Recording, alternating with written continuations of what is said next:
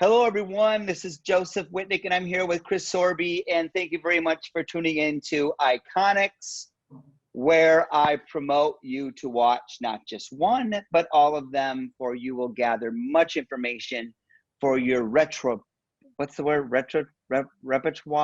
your repertoire in the industry. So once again, I thank you. Make sure you continue to watch and share it with friends. I want to say that these are very interesting for anyone and everyone to hear, but it does educate you a lot on the power that stands behind our industry.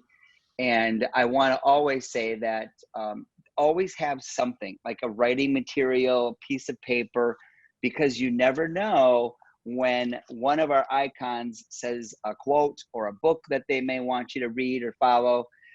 Or just take notes on what it is you're hearing, because it's quite inspiring.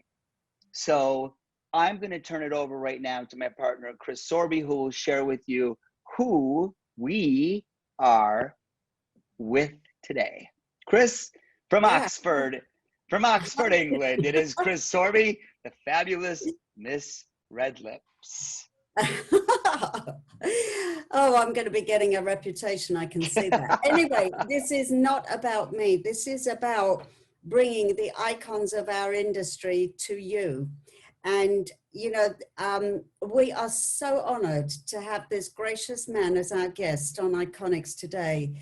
He was a major part of the original Vidal Sassoon organization.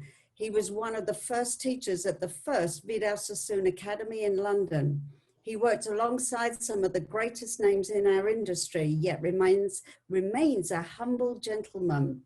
Meet probably my most influential mentor and friend, John Santilli. Hey, John. Woo! Hi, everybody. Thank you for inviting me. Oh, very nice to be here in Rome, in Italy.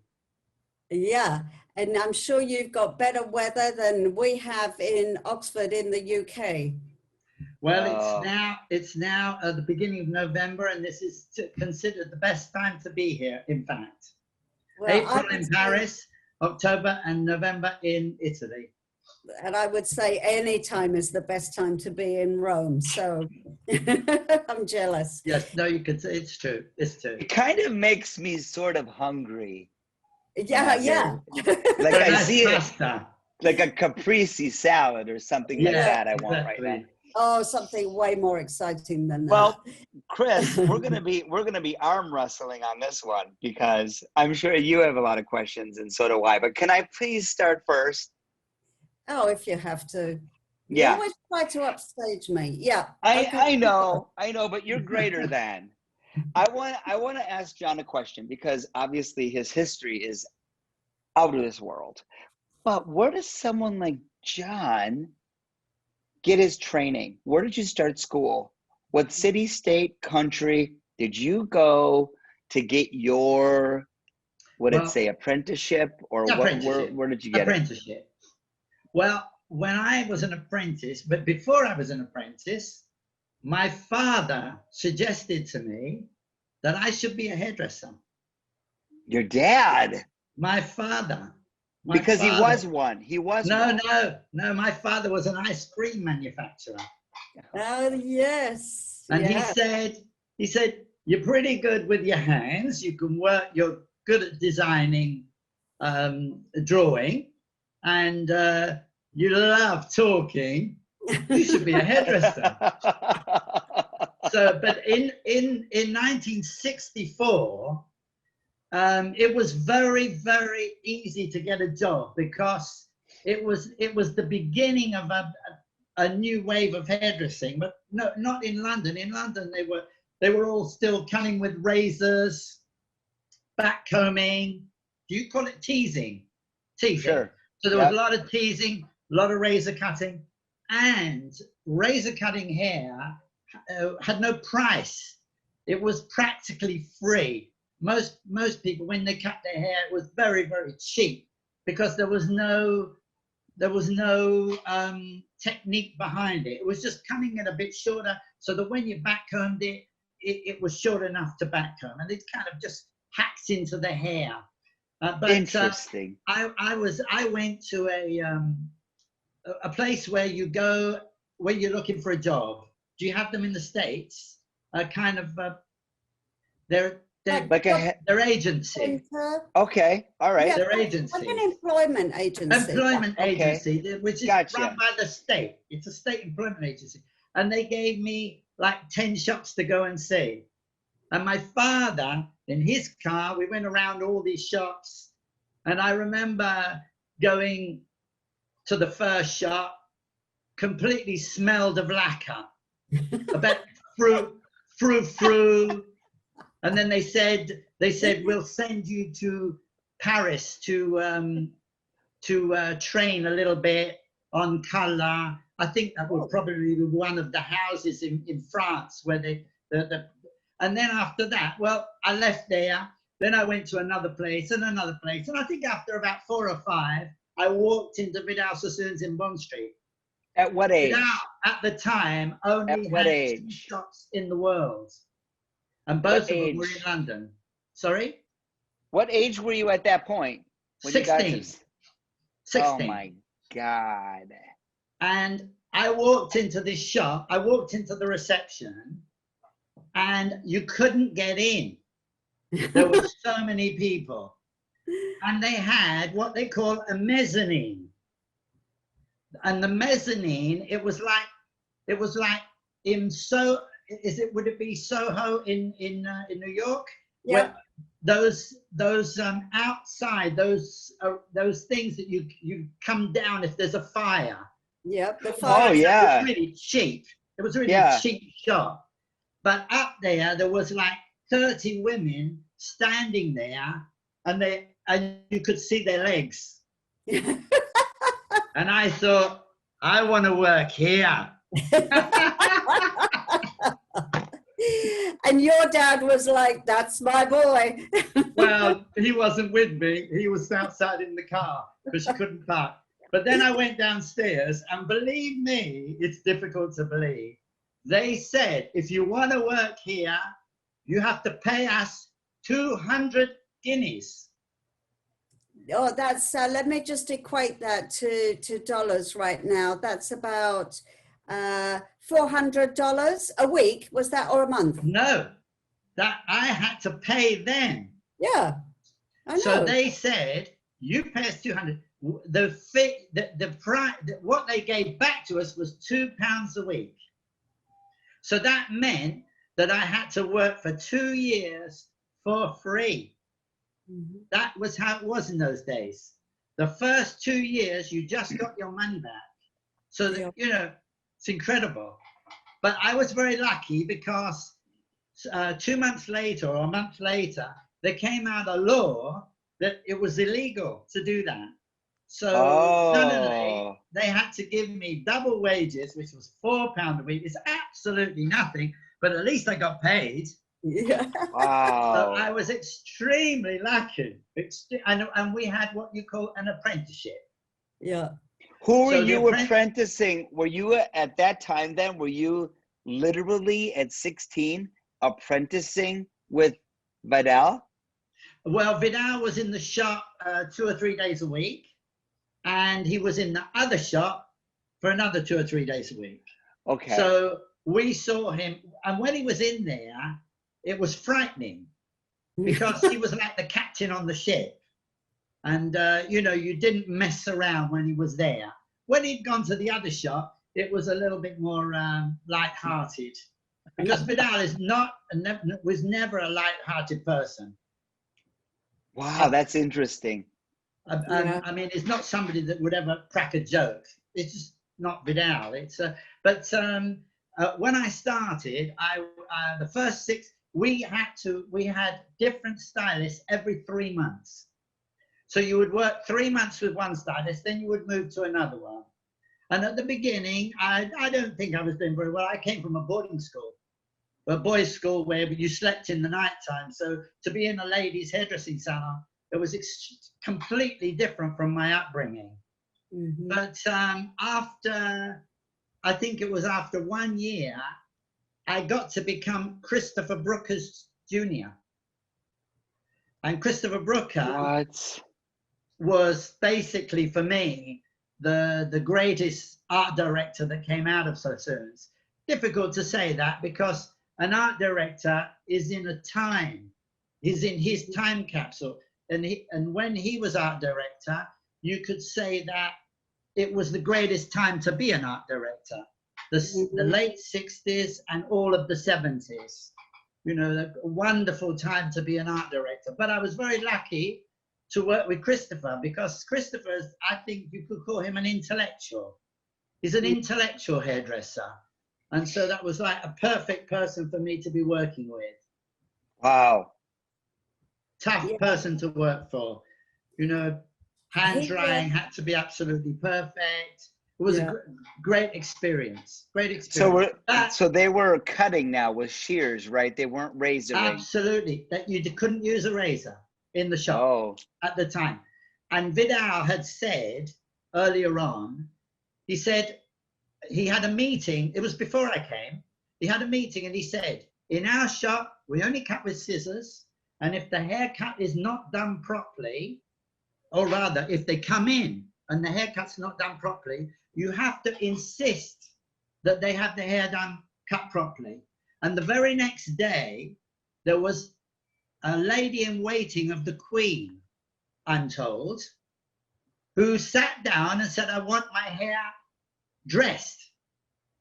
And he had to tell her, I'm sorry, we can't dress your hair if you don't cut it. And she said, now, who do you think you are? You do what I tell you.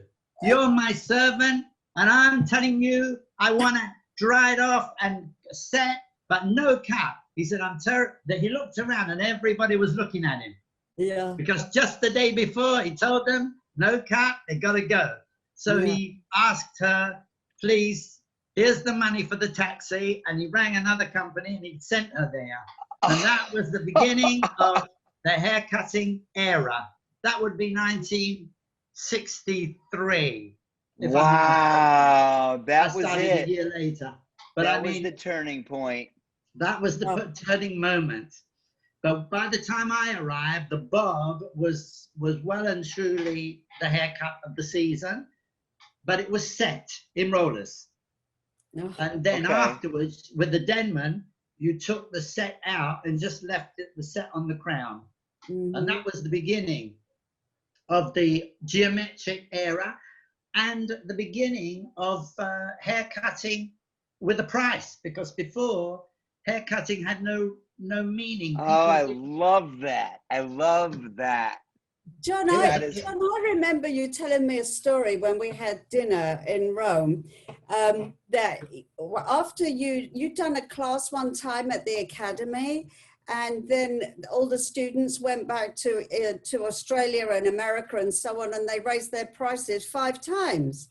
Yes, that's right. But I didn't know that. That was told to me later by a person who was organizing the trips. So he was an organizer, and he told me that it was years later that I found out that firstly, when they went home, they suddenly had something that nobody else had. But I might add, they were cutting usually 1 client an hour.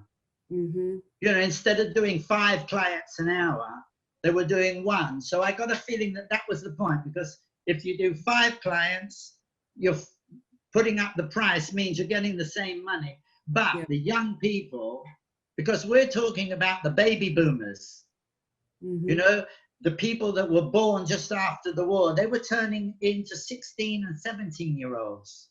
And let me tell you, in the shop where I worked, the average age was 22. And there was like 15 hairdressers and 15 juniors.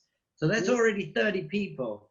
And the average age was 22. There was one guy, he was 30 years old. And I remember he'd invited us to the pub to celebrate his 30-year birthday. And I sat there, I was 17. And I looked at him and I thought, he's 30 years old. It's disgusting. He should give it up and go and find another job. Retire. The guy was old. Anyway, to finish the story, Tony Rizzo, who used to be my partner years ago, I don't know if you know Tony. Yeah, very well. he's got a salon called San Ritz. Mm-hmm. His Rizzo, I won't tell you where the San of the Rizzo comes from, but you might be able to imagine. But anyway, this guy was doing a show at the same time. So I met the guy. Was and that I said, was that the alternative?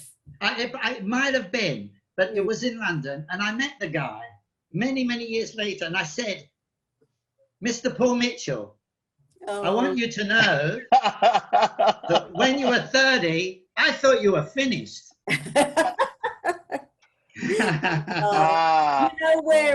We've got Angus Mitchell, his son, on iConixxx in a couple of weeks. Yeah, I met Angus once. I told him the story. Because my God, when you're 16, 30 is old. Oh yeah, It's you're half old. dead. Yeah. But when you're over 70, 30 is, you haven't even got started. Exactly. Another world. So, John, what would you say is the most important lesson that life has taught you? Well, that's an interesting point. The answer there. I would like to know, if I do this, do you disappear? Can you see me? Yeah. Great, because I would just like to go to some notes that I've made. Can you still see me? Oh, great. Yes. So if you give me a second. Yep. No, it's not that one. It will be this one. Because rather than think up answers, I have a little list. And I'd like to go back, because I had to think about it, because when you say an important life lesson, I've got some witty answers. But suffering from attention deficit, you have to forgive me. No worries at all. Okay, the answer to that question that I had to think about was, you can't trust anybody, but you have to trust people. So my lesson from my mother and father was, when you go out into business, don't trust anybody. But I have noticed, if you don't trust anybody, you don't do anything. You can't go anywhere. You cannot work with anybody. So I've noticed that trusting people is really it's a gamble. But if you don't gamble in trust, you're not going to get married.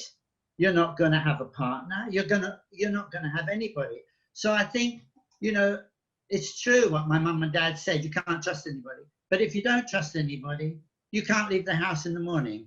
I don't know if that is a good answer or not. No, I think it's an answer that really gives us a lot of food for thought, especially those of us that have been around a little longer. Because I think, I know when I was young, I trusted everyone. And that was probably a mistake now in retrospect, because of what happened to my life by knowing those people. So yes. I think your parents were absolutely right. But even though they were right, there is the other side of the coin, that if you don't trust anybody, you will never go ahead. Because the problem is that when we're younger, people like you and I trusted everybody. There's other people who don't trust anybody. But the balance is in the middle. And so that's my answer about what I've learned, is that you cannot not trust, but you cannot trust. You've got to find the balance in the middle. And that's I don't know where we get that from, but I think that's the biggest lesson that I've learned getting older, that I don't not trust anybody, because when we trust everybody, later on you don't trust anybody. Yeah. Both is wrong. That's what I've learned over the years. I think in general, as we mature, we learn how to judge characters, and I don't mean that in a judgmental sense, but meaning, are these people that I can trust with my heart, or with money, or with whatever? Exactly. But yeah, I think it's a developed skill that is important to develop. Yeah. Yes, but usually when we start, we're either one side or the other side of the fence. Wouldn't you say? Yeah, especially at 16 when we know it all. Oh, it's funny because when I was younger, I knew everything. I had an answer for everything. Suddenly, I don't really know anything anymore. I'd sit there and it's just, it's not, if anybody asked me, in effect, I know, but I don't know it. I really know less now than I knew then. Yeah, a lot less. It's true. Oh my God, that's so interesting. John, I want to ask you a question. This is very important to me and to the students, and because I truly focus, being a baby. I mean, I'm a designer and can do everything, but I really enjoy cutting. And I was really trained by like Jingles in London and, Terry Donnelly and Sassoon and all that stuff. But what I want to ask you is this: would you agree with me when I ask you this, yes or no, that the shirt that you are wearing right now and the shirt that I am wearing right now, if we were designers, would you not say that the pattern of your shirt and my shirt are extremely similar as far as how you create it versus what simply changes from a design, like a clothing designer aspect, is the material could change from silk to cotton to corduroy to, my point is the design method pretty much the stationary design method? It's the designer that puts their twist on it that makes it unique to them. Oh, absolutely. But that we're now talking about something that's not factory designed. I think when you're talking about design, this is an interesting point. I have a little thing I would like to show you, but I have to go back here to find my own. Just hold it up in front of your camera, John, at the top. Yeah, but I can't see my camera. Can you see this? Yeah, we can. Yes, yes, I can. The whole of it? Go up a little bit. Go up. Stop. Right there. Okay, yes. This is what I call the circle of fashion. Starts with eccentric, avant-garde, classic, and conservative. Okay, can I take it away now? Yep. When we're talking about design, for me, we're talking about what kind of clientele you're designing for. So if you're designing for the avant-garde, that will be a certain design. But I think for me, real design is eccentric. And the trouble with eccentric is that it's not acceptable. I give you an example that in 1965, they came out with pink shirts with a white collar. And I remember buying one of those and walking along the road and feeling so uncomfortable. I was wearing a pink shirt. It was just not done. And then I walked down, I'm talking about 1965, everybody had a white shirt. Yeah. And there I was with this pink shirt, and they had light blue shirts as well, with white collars and white cuffs. I mean, it was really big at the time. Did you buy it on the King's Road, John? In fact, where did I get it? On the King's Road, because I was brought up near the King's Road. So I was there every Saturday. But I'd like to tell everybody in the States, if they're the people watching this, that the #1 road was called Carnaby Street. And Carnaby Street had shirts for 10 times less than what you would buy in somewhere like Savile Row. That was expensive. But Carnaby Street, you could buy flowery shirts. Well, not that time. Pink shirts. Pink shirts. White Flowery collars. shirts came out in 1968 in the time of the hippies. But that we have to come to because we're now in 64, 65, and that was all the geometrics. Yeah. There was a woman who was a model called Jean Shrimpton. Mm. And she, and that year, 65, had been invited to Australia to show off British fashion. And she went to this racetrack in Melbourne.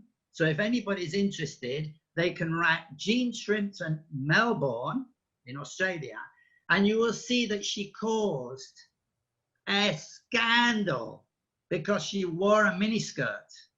What was her name? Jean Shrimpton, Melbourne Shrimpton. Cup. Jean.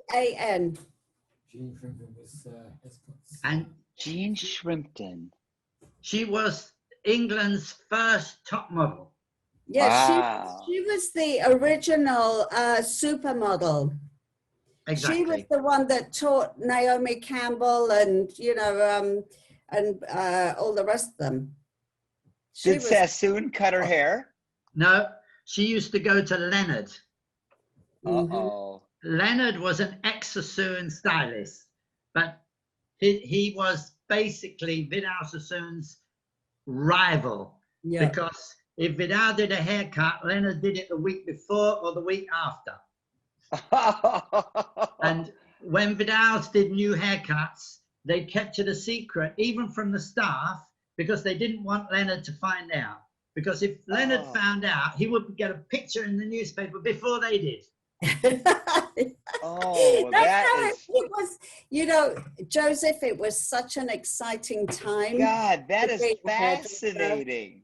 Fascinating. Brilliant. It was a war. It was an absolute war because you were either Leonard or Vidal type of hair cutting and styling, or you were rollers and putting hair up. There was nothing in between. It was brilliant. Do you know, John, you taught me in 1972. Yes. And I wanted to kill you because you made me cut a haircut called the box bob. Yeah, yes. And the box bob was a bob that was on top of a little cropped nape area. And my model was an Asian girl whose hairline grew out horizontally. Oh, and you had me taking dust off with a little pair of 3-inch scissors. Yeah, I don't know how I did it because I I don't know how to do that anymore. But the box bob was such a fabulous. What was so special about the box bob is that you cut it under the occipital bone, and then all the rest of it is left a little bit of hair, and then from the occipital bone it goes to the ear, and then it's cut more or less to the nose. So it's like it's the shortest bob that you could possibly ever have. Yeah. But in 1973 is a very interesting year. But before we get there, I would like to talk about 1968. Okay, cool. If you don't mind. I would love you to talk about it. This is so good. In 1968, they came up with what they've been doing is they've been doing lots of bob shapes with the graduated bobs. And then somebody thought, why don't we turn it around and do the graduated bob from the front and do it going the other way? And that was the layer cut. And then we learned that to layer hair, you had to lift it. I don't know, can you see my hand? That the palm. Yes. Yep. You have to lift the palm and cut shorter at the crown, getting longer. Now, for a start, most men by 1968 had long hair, but they looked ridiculous because it had no shape. So girls and boys were doing layered hair cutting. It was 67, but it was 68 before it started. So we were doing these long layers, and then another haircut came out called the Isadora.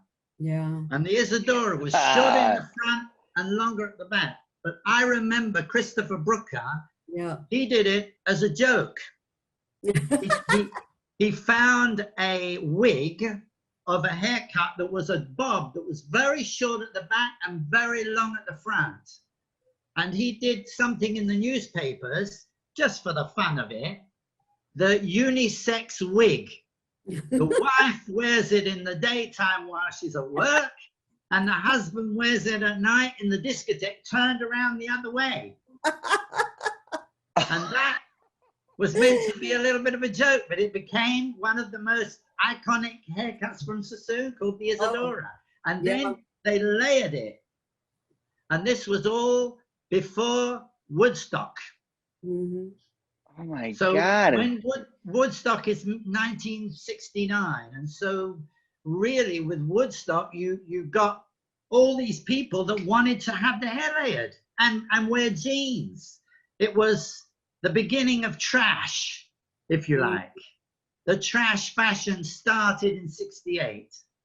And another thing that happened the same year is the what do we call the pill? The pill became very, very fashionable, and everybody could get hold of it. So the anti-abortion, not anti-abortion, the anti... John, can I just translate? This was the contraceptive pill, Joseph. Yeah, exactly. The contraceptive pill.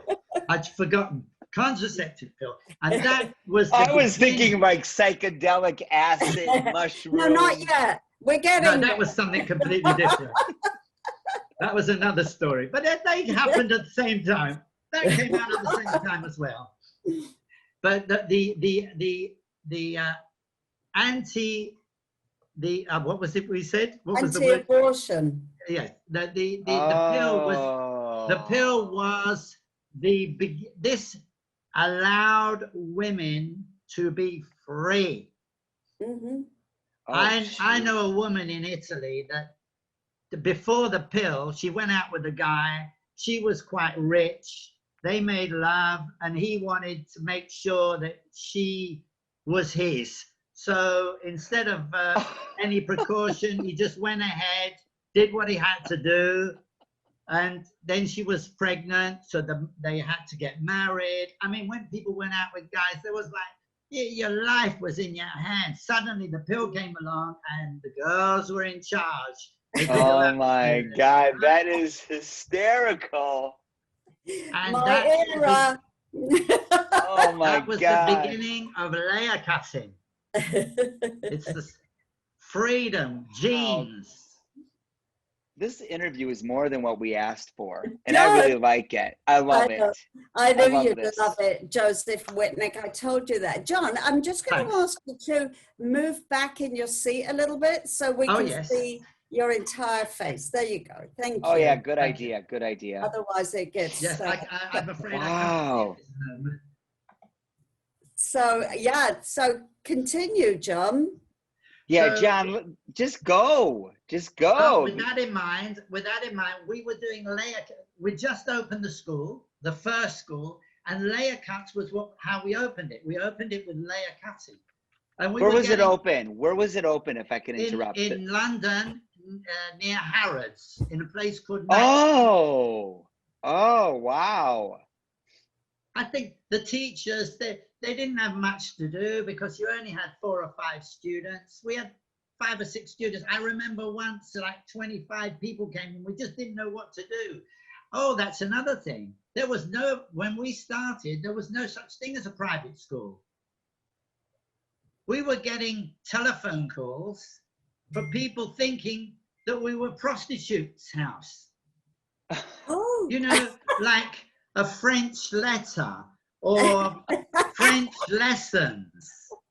You know, if you said French lessons in those days, people would say, oh, that's a prostitute. So hairdressing school was like French lessons. So we were getting telephone calls from people who said, I want a girl for tonight. And they said, no, this is a hairdressing school. Oh my God, how interesting. And when we started, the women that came to us, very pretty girls, it was all free. They didn't have to pay. So there was no you know, there was no money coming in from the models. But when I was working in our second school in Davies Mews, we were getting 1,000 girls a week coming to the school to have their hair done. Oh, 1,000. Yeah. And they were paying. and how many students were taking care of 1,000? I had a class where we had 30 people every week. Yeah, I was from different countries. Mm-hmm. Then we had a group of people that came for 9 months. We had another group that came for 1 month. So there was about 40 odd people there. So, well, you know, we had 100 models in the morning and 100 models in the afternoon. 100. Keep talking. Keep talking. That's a lot of people. It's just incredible. 100 in. So, but that's now. I'm going to that, you know, time when you were there. Yeah, exactly. And I can remember the place pumping like that. Pumping. Just incredible. It was an incredible atmosphere. You were honored to pay to go there to be taught. And I'll never forget my time, and I'll never forget you. Thank you. Thank you very much. That's very nice. Because that's, in the end, that's what's most important, because that's what is a legacy. That's the legacy of the time. It is true. It is true. And, you know, who would have thought, because, you know, you were pretty intimidating to me because you didn't let me get away with anything. And now I'm so grateful. Well, I'm pleased to hear it, because I'm not like that anymore. You know, somebody could do a haircut a little bit too long on one side. It's all changed now. It's kind of, but in those days, we were really into the perfection of the things. Yeah. I remember doing short haircuts that were just like 3/4 of an inch long, just practically shaved off.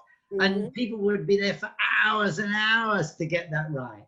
Oh my God, with scissors for sure. But what I'd like to say, that in 1974, we were doing these really short skinhead looks. And when you cut hair very, very short, there is a problem.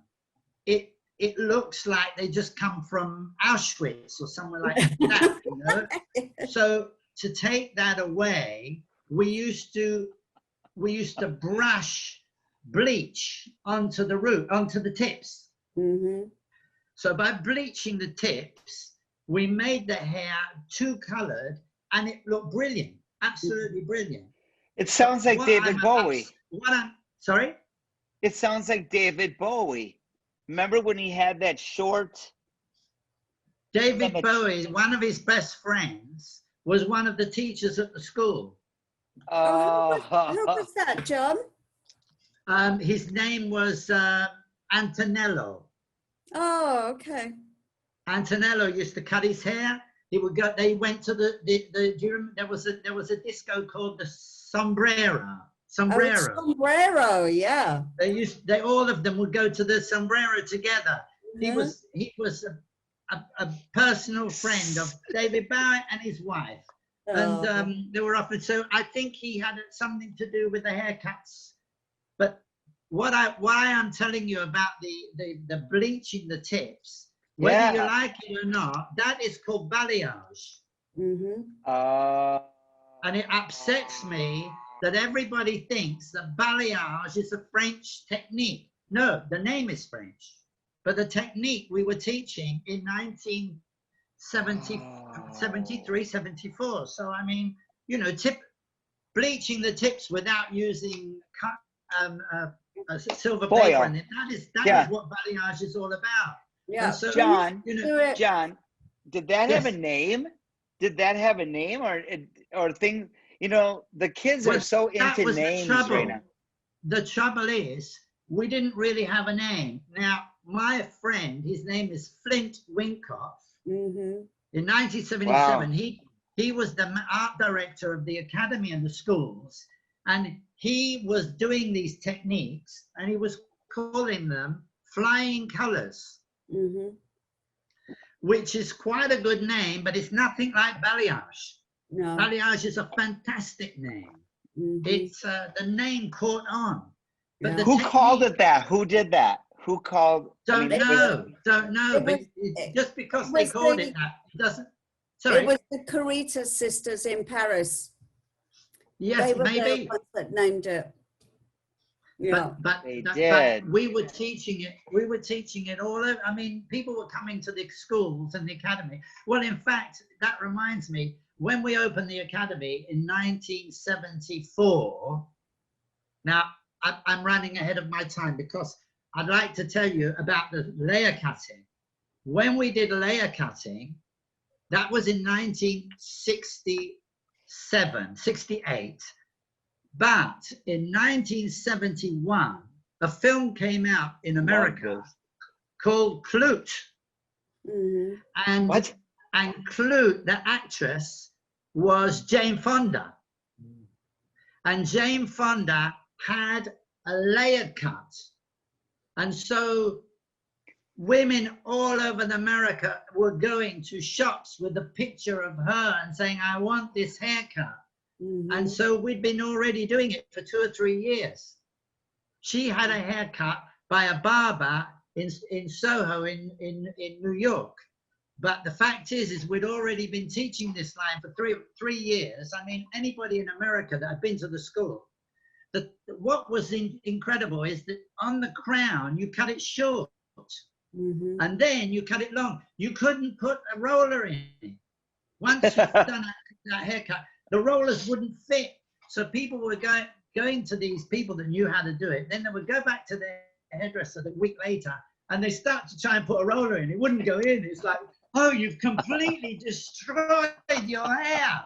But you didn't need to put a roller in because you got the height because you had the lack of length on the crown. Absolutely. But the point is that it was a revolution. It was a revolutionary hairstyle. So Sassoon had done a revolution by making a long parting. Do you call it a parting in America?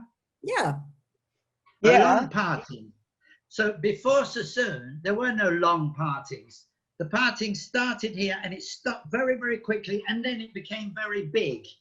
So Sassoon had done a really long parting. So that's what he'd done. And then suddenly we were cutting it really, really short on the top. And so that was another revolution, cutting it really short on the top. And then after that came another revolution, which is known as the firefly or the wedge. For Trevor Sorbie fans, we can call it the wedge. But let me tell you about this guy called Trevor Sorbie. You know him, I think. Yeah, no, she doesn't. No, she doesn't. No, she doesn't. We at Vidal Sassoons had done an advert in the Hairdressers Journal in Great Britain, advertising for new stylists. Okay. Tell us this story. 150 had applied. 150. So they had to check over 150 people to find 6 or 7 people. Damn. And out of those 150 came Trevor. Oh, wow. And another guy called Benson, Daryl Benson. Yeah. Another one was Herta Keller. I think it was H and Henry. These are all future art directors of Vidal Sassoons, but they came to the school for the job. And it was a 1 week checking over all these people. What was interesting is you weren't interested in what they were doing. You were interested in how they were standing. What? They didn't know. They thought that people were checking their work. No, they were checking how they stand, if they lifted the passion in your work. They weren't interested in what they did because they were going to change all that. They're going to make them into Sassoon hairdressers. But as I say, Trevor was one of those, and Trevor was one of those who got the job. So was, as I say, H and Henry, and there was a whole group of people that became world famous hairdressers, all of them. and it all happened in that time was 1971 or 1970-71.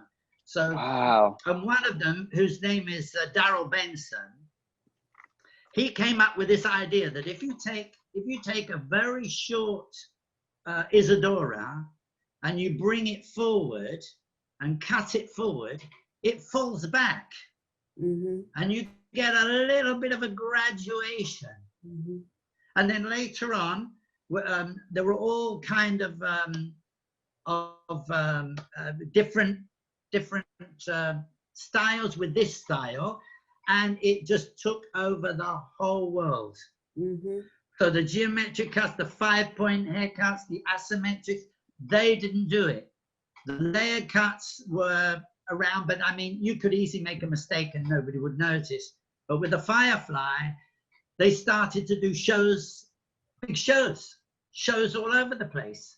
Yeah. And the Firefly was 1973 was the haircut that I think it would. They were doing it for 4 or 5 years, if you remember. And the Chris, Firefly was also known as the wedge.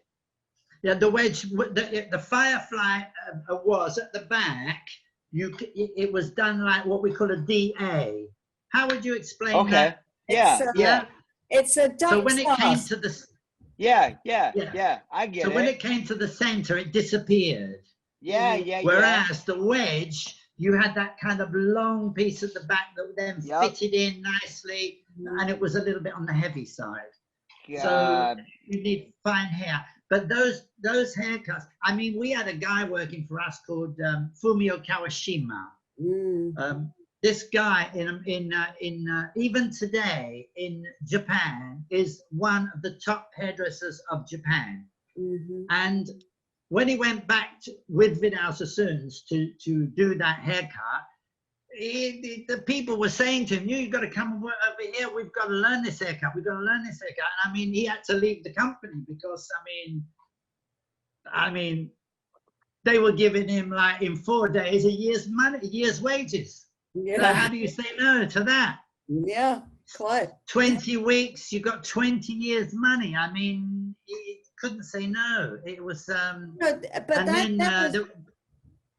was the point, John, that I think that was in that era of where you helped to give birth to that organization with your skills, your talent, and your passion. You actually put hairdressers into a whole different realm of earning potential. Because before that, we couldn't earn the money. When we were doing shampoos and sets, everyone was doing shampoos and sets. So how much could you charge? But by learning those skills and honing those skills, that then gave all of us the advantage to be able to earn more and live better. Absolutely. I kind of see it a little bit like wine, studying wine. When I first came to Italy, because my family's from Italy, so I'm talking about when I was young, we're from an area where the wine is not very good. It tastes like vinegar. And I'm talking about in those days. But when you study wine, you don't drink a bottle that costs $2. You know, you suddenly start looking at things that are a bit more expensive. And it was the same with hair. You know, in England, we're doing all these models all the time. They started, you know, you'd stand the model up and you say, look, this model, look at, she's got a long neck. You can cut it to here. She's got a nose that goes up. So we're going to cut it to follow her nose. Her ears are sticking out. So we cut it very short, but we leave it a bit long over the ear. So it balances all over. And these people started to see that there is a technique, there's a speciality.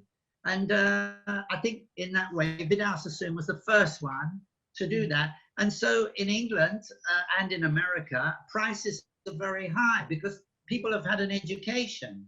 Yeah. So it's the education that's put the prices up, I believe. Would you not say the same thing? Yes, I would 100% agree with you. And on that note, I'm going to ask you, what has been, with the amount of years that you've been involved in the industry, from where you came, what you did after the Sassoon days, what's been your biggest disappointment? Yeah, disappointment. We're talking about afterwards. No, I'm talking about any time, you know. Yeah, well, my biggest any. disappointment about any time was that when I was working for the company, I was working in the school, then we moved to Davis Muse, and then I moved to the academy, and I never saw anybody. I never saw Vidal Sassoon. They didn't come around. You know, so many people say I was trained by Vidal Sassoon. They never seen Vidal Sassoon. I mean, in my 10 years, I had taught over 10,000 people. But these people go away and say they've been taught by Vidal Sassoon. Yeah. And in the evenings, I would go out with the students. I would be very interactive with the students, and it was 24 hours a day. Anybody I knew was Sassoons. In that time, I got married, and it was like a staff meeting. There was probably about 80 people there, and it was most of them were. Was this your wedding? This was my first wedding. Okay. I was. Yeah, it lasted. It lasted 20. It lasted 24 months. Oh. And she was a Sassoon hairdresser. Oh, really? So no, but my point is, what I want to say, where the disappointment was, is that one day I realized that in the company I was a nobody. So outside of the company, I was important. But this is what I want to say to the students. You have to be in the loop. Because if you're not in the loop, you're going to be disappointed. I wasn't in the Sassoon loop. I had my own academy. I was running it. People were coming. Art directors came every week to do a seminar. But me personally, I wasn't in the loop. So I was like really, really upset when they were giving out, what could I say? They were giving people importance. For instance, they were giving stocks and shares to art directors, and me, nothing. And but the disappointment is that when they were doing meetings and everything, I was still working. When other people were going to the managing director and talking, saying, oh, I've got a great idea, because they were talking to me before and I told them the idea, I wasn't there. So I've learned that if I ever went back and did it again, I would certainly not miss out on putting myself forward. In those days, maybe it was the self-confidence wasn't there. I think that's probably the thing. So I was working all the time. But I always thought, you put the hard work in, you're going to get the benefits. That is not true. You have to be where everything is going on, and not in the back just working away. And I was very disappointed with that. Yeah, and sometimes that's difficult to do when the educational side of that organization is in different locations. It's not part of a salon or next door to the salon. It was, in fact, they were removed from all the salons. Yes, in fact. But I mean, when I started, the teaching side was not given the importance that they give it today. You know, art directors, we only saw them because they came along, did a seminar on Friday, and it was good for them because they were learning how to deal with groups of people in front of them. A lot of people learn how to be on a stage coming to the academy. Yeah, but, absolutely. Yeah. So it was important, but it wasn't important to the company because I personally never pushed it that way. Well, I thought I'm gonna interrupt because I feel you have had a lot that you probably changed more than what you could ever even imagine that you did. I'm not going to say I feel like I've been in those shoes, but you know, a little. But let me just say this to you then. Say, for instance, that there's a time capsule that is dug up, right? And it just so happens that maybe it was dug up by in the back of a beauty school 100 years from now. And your name is on the piece of paper. What would you like them to read about you that would be what your legacy is, or what you have left behind for them to know of you? Yeah, I would like to think that, what could we say with that? Let me see now. Yeah, I would like to think that people saw me as a mentor rather than a teacher. You know, I consider that when you're in the school, you've got three types of characters. You've got the teacher, you've got the diva, and you have the mentor. So the teacher is there making money. They come to work in the morning and they do their job. Then in the evening they go home. Then you have the inspirator. You know, he's up on the stage, he's inspiring everybody. I know a guy in Rome that he's not here anymore. He used to be a diva, but when he'd cut hair, he would make it so difficult you could never do what he was doing. Is that Aldo Coppola? No. I'm talking about somebody that used to work for us in London. Okay. No, Aldo Coppola was again. Aldo Coppola used to use top models. Mm-hmm. So when you do a hairstyle on a top model, that's another diva look, because nobody's got these customers. That's right. I mean, you could put a dead fish on somebody's head.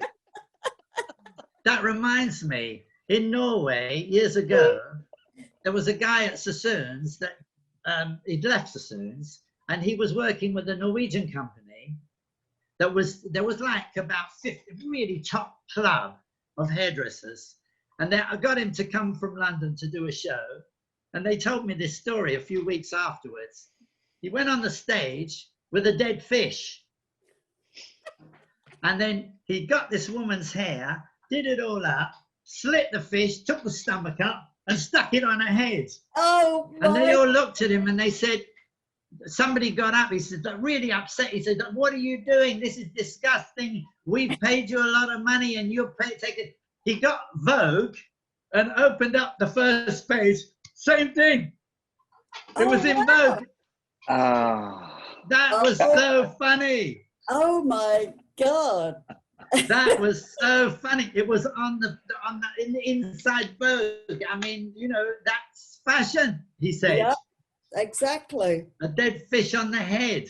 That's the diva. That's the diva. And then the mentor is more somebody who's giving you, what could we call it? A mentor is, he's giving you a present. Yeah. When you know, they're giving you their soul. They're not. Yep. It's not a job. It's a passion that you want that person to become good. Mm-hmm. So I would be happy if my students in the past would turn around and say, well, you know, I didn't feel that John was there because he's making money. He was there to help me, and he did help me, and I've gone a long way from it. That's what I would like to. That's a beautiful answer. That is a really good answer. And I'm still alive to testify to that. Yeah, because that's exactly what you, that's why I've stayed friends with you all of these years. It's been 100 years already. It sure has been 50 years anyway. You know, exactly. I feel that obviously John could have kept talking forever and ever and ever and ever, because he barely got to 1974. And I have to say, we have to have him back. You know what? I would, oh my God, I would beg you to come back. I think that what you have is such knowledge and such an inspiration, and you have such a story and dialogue that you know, this is an amazing documentary, and I mean, this is the history of truly where it all began, because I didn't even get to the other 8 questions that I have for you on where, you know, on how the whole Paula Kent from Redken and Sassoon, you know. So I would like for sure for this, Chris, if I can ask you permission to ask. We've never had an iConixxx part 1 and an iConixxx part 2.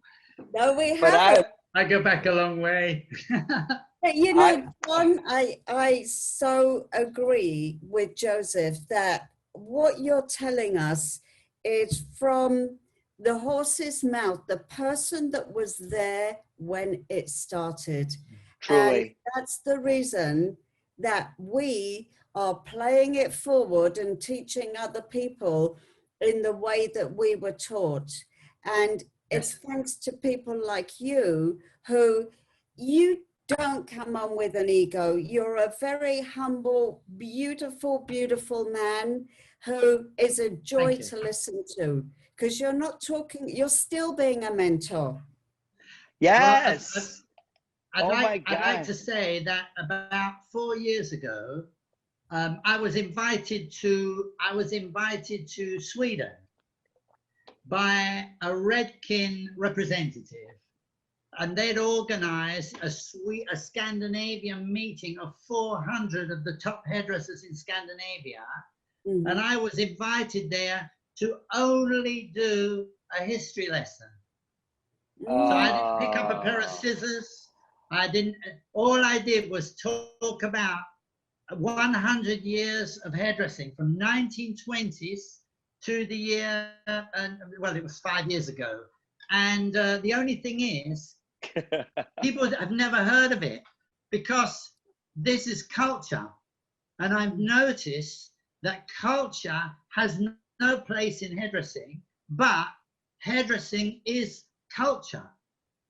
So we need to move more towards a cultural atmosphere and not a technical atmosphere. Too much technique, not enough culture. It's very, very painful for me in Italy, because I find that it's like a cultural vacuum in this country, and I'm sure in all other countries as well. You know, I've been trying to do a kind of a storyboard where people go home and study like the Bauhaus, or maybe classical, or maybe in the 1920s, where I get them to do cars, shoes, clothes. You got to do a whole thing, a whole board, where you show me that you've understood the 20s, the 30s, the 40s.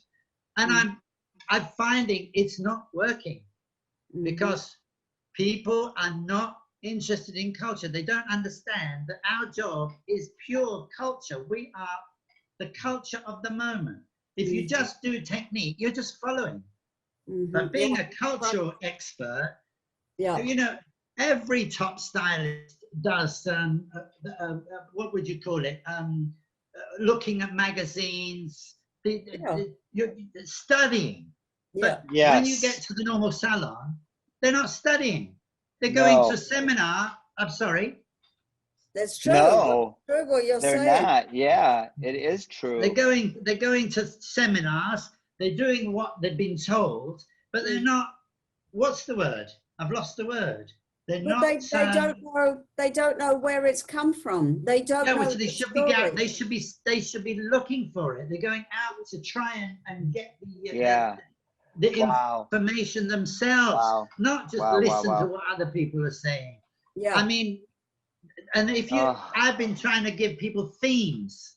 So like the one theme, and I think it's so exciting. A theme could be all the most expensive things in the world, the most expensive hairstyle, the most expensive watch. they come back and they've had an education. When a client comes in the salon, you can give them advice because you've studied.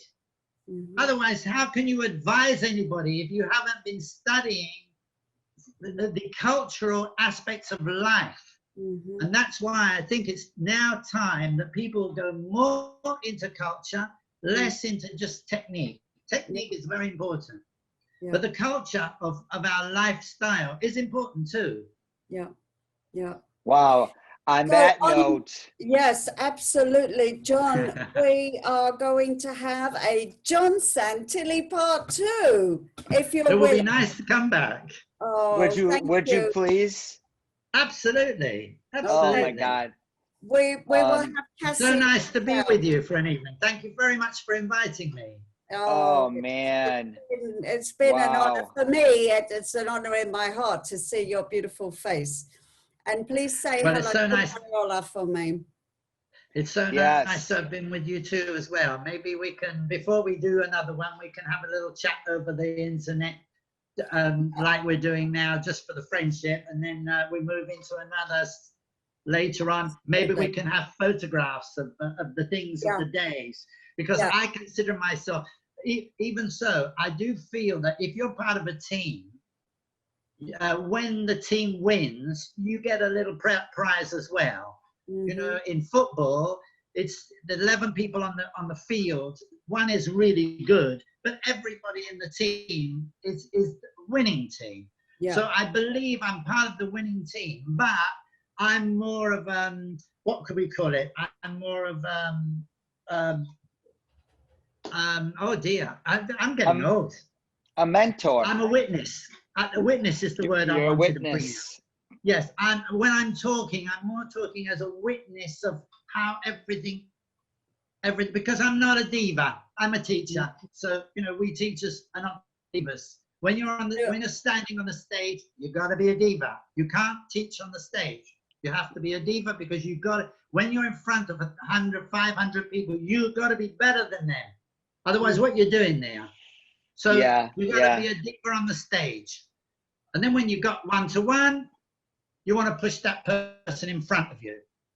Well, I think that if we pick up from where you just left off right now, I'm going to take note because I would like, all right. So we'll re-notify you through Cassie and she will set you up with another date, John. I believe. Okay, fine.